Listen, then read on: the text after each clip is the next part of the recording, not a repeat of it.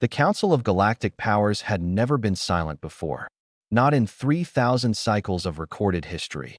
Admiral Timothy stood at the center of the crystalline chamber, her four arms crossed in the traditional Zelthari posture of judgment. Her species had ruled the Western Spiral Arm for millennia, their military prowess unquestioned, their honor absolute. She had commanded fleets that could crack planets, had negotiated treaties that prevented wars lasting centuries. But today, she stood accused of treason. You defended them, Counselor Vexthun hissed, his form rippling with barely contained disgust. The humans, the weakest, most primitive species ever granted council representation. Timothy's compound eyes didn't waver. I defended what was right. The chamber erupted in discord. 40 species, each represented by their finest minds, each convinced that humanity had no place among the stars. They were too young, too violent, too emotional. They brought chaos wherever they went, questioning traditions that had stood for eons. But Timothy remembered the day she met Deborah that IT had been 6 months prior, during the Battle of Kepler's Edge. The Vrakesh horde had broken through the outer defense perimeter, their bioships tearing through Zelthari cruisers like they were made of silk. Timothy's flagship, the Eternal Judgment, was taking critical damage. Her tactical officer was dead, half her bridge crew injured, and the horde was closing in for the kill. That's when the human ship arrived. IT wasn't even a proper warship, just a retrofitted colony transport called Second Chance, armed with mining lasers and jury-rigged missile pods.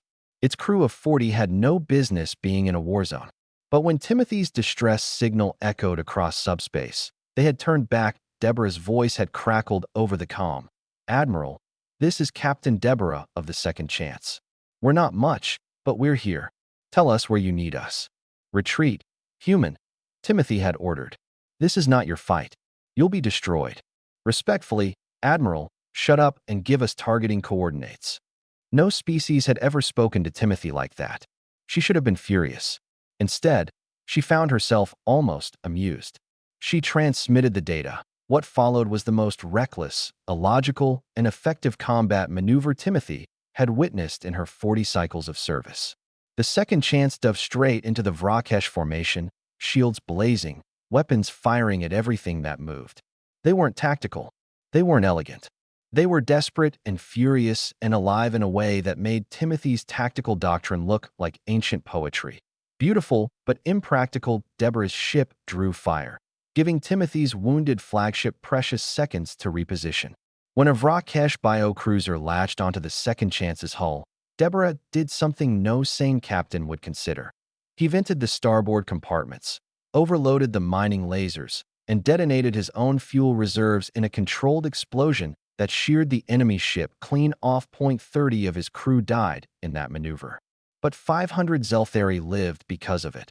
When the battle ended and Timothy's fleet limped back to friendly space, she had Deborah brought to her ready room. She expected to find a hardened warrior, someone who treated death casually. Instead, she found a young human male, barely into his 3rd decade, with tears streaming down his face as he read the names of his lost crew. Why did you come back? Timothy asked. You could have escaped. Your people were safe. Deborah looked up at her with eyes that held depths she didn't understand. Because you were drowning, he said simply. And we don't look away when someone's drowning. It's not what we do. Timothy had studied humanity extensively after that day.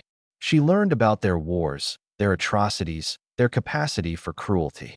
But she also learned about their rescue services, their charity organizations, their ridiculous habit of risking everything for strangers.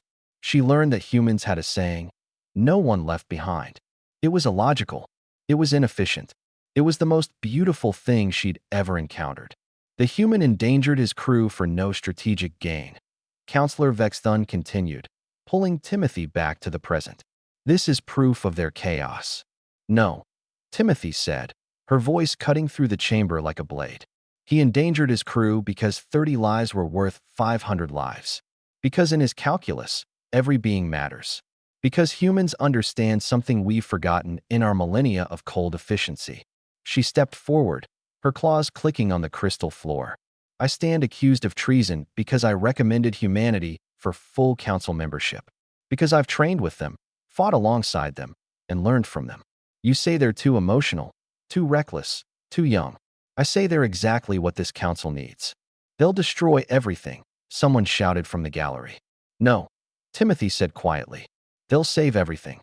Because when the next existential threat comes, and it will come, we'll need people who don't calculate acceptable losses.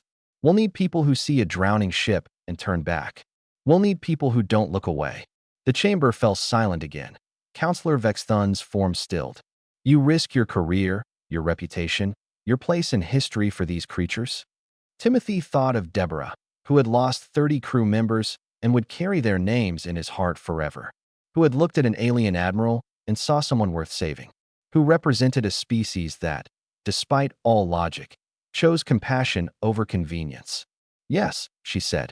I do. The vote took hours. When it concluded, humanity was granted provisional council membership by a single vote.